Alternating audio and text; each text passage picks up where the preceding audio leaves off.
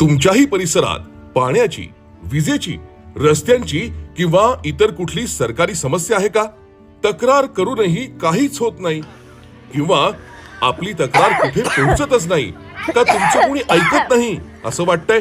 तर आता काळजी करू नका. मायानगर परिसर राज्याचे उपमुख्यमंत्री अजितदादा पवार यांनी आपल्या समस्यांचं निराकरण करण्यासाठी जनसंवाद या विशेष अभियानाची सुरुवात केली आहे.